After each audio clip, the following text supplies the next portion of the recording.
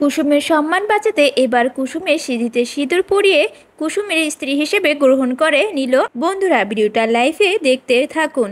যে মুহূর্তে কিনা আয়ুষ্মান রাতুলকে বলতে থাকে যে রাতুল, তুমি নিজ দায়িত্বে ভেবে চিনতে সিদ্ধান্ত নিলে তো যে তুমি কুসুমকে আর বিয়ে করতে পারবে না এবং কুসুমকে জীবনসঙ্গী হিসেবে আর কোনোদিনও অ্যাকসেপ্ট করতে পারবে না।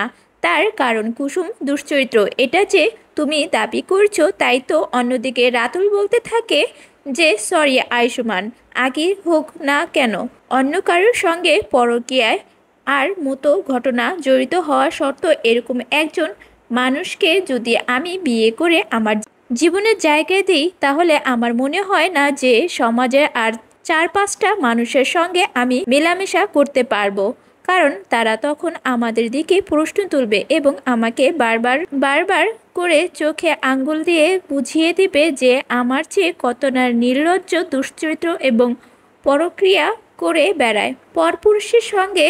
এবং পরপুরুষের সঙ্গে যে মেয়ের কিনা বিয়ের আগে এতটা ঘনিষ্ঠ সম্পর্ক যে যার চিহ্ন ও গর্ভে নিয়ে ঘুরছে, তার দায়িত্বটাই আমি কেন নিতে যাব বলুন? তার ভিতরে তার দায়িত্ব নিতে বাধ্য না, তাই না? অন্যদিকে আয়ুষ্মান রাতের কলার চেপে ধরে এবং বলতে থাকে যে আজকে যে কথাগুলো তুমি বলছো না তার জন্য একদিকে তোমাকে পচাতে হবে।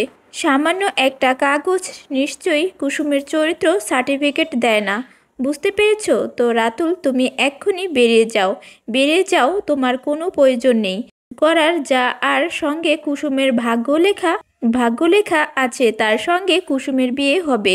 ঠিক সেই মুহূর্তে শঙ্কর যখন বলতে থাকে যে আয়ুষ্মান বাবা, তুমি খুব তো ভয়ঙ্কর করে কুসুমের উপর ভরসা করে তুমি রাতগুলো ধাক্কা দিয়ে বার করে দিলে, এবার কুসুমকে যে বাঁচাবে বলো তো? এই মান সম্মান তো সব কিছু ধূলিসাৎ করে দিলে। এই মুখপুরি মেয়ে জন্য আমি এখন আর মাথা তুলে কারো সঙ্গে চোখে চোখ রেখে কথা বলতে পারবো না। আমার এতদিনের জমানো সকল মান সম্মান সব কিছু এই মেয়ে ধূলিসাৎ করে দিল।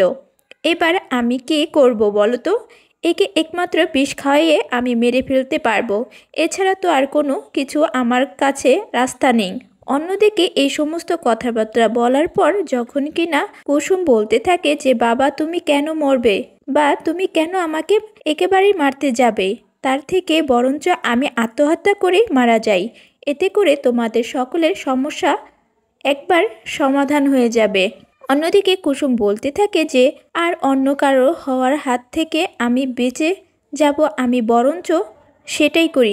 আত্মহত্যা আমি একমাত্র বেছে নিতে পারি এই মুহূর্তে, কারণ আমার মতো লগ্ন বউসোটা মেয়েকে একবার এই সমাজে বাঁচাতে দিবে না, কারণ আমি তো নোংরা দুশ্চরিত্র প্রজাতির মেয়ে, তাই না? ঠিক সেই মুহূর্তে আয়ুষ্মান যখন কুসুমকে চেপে ধরে এবং বলতে থাকে যে খবরদার কুসুম, এই সমস্ত কথাবার্তা তুমি মনেও আনবে না। এবং কে বলছে যে তুমি প্রেগনেন্ট? এবং আর যাই হোক না কেন সকলের ভরসা, সকলে এই কথার উপর আমি কোনো বিশ্বাস করতে পারি না।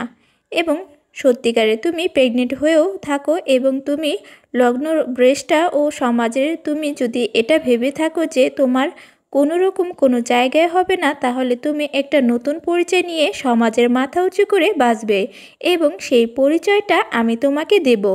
অন্যদিকে যখন কিনা মীনাক্ষী বলতে থাকে যে এই আয়ুষ্মান, তুই যতই কুসুমকে খাটো করার চেষ্টা করো না কেন, কুসুমের এই দুশ্চরিত্রা হওয়ার কলঙ্কের দাগটা কিন্তু কুসুমের কপাল থেকেই রয়ে যাবে, কোনোভাবে মুছতে পারবি না। অন্যদিকে আয়ুষ্মান বলতে থাকে আমি আমার পরিচয় দিয়ে কুসুমের এই কলঙ্কের দাগ কপাল থেকে মুছে ফেলবো এবং সেটা এই মুহূর্তে এই লগ্নেই হবে। অন্যদিকে আয়ুষ্মান যখন সিঁদুর কৌটা হাতে নিয়ে সিঁড়িতে সিঁদুর পরিয়ে দেয় এবং সেই মুহূর্তে ইন্দ্রাণী গাঙ্গুলি বলতে থাকে যে আয়ুষ্মান, তুমি এটা কি করলে? ঠিক সেই মুহূর্তে আয়ুষ্মান বলতে থাকে এই মুহূর্তে দাঁড়িয়ে আমার যেটা ঠিক মনে হয়েছে আমি সেটাই করছি। তো বন্ধুরা, আজকের এই ভিডিওটি কেমন হলো কমেন্টে জানিয়ে দিও, আর আমার ছোট্ট চ্যানেলটি লাইক সাবস্ক্রাইব করে পাশে থেকো। আশা করি সবাই ভালোই আছো। সকলকে ধন্যবাদ।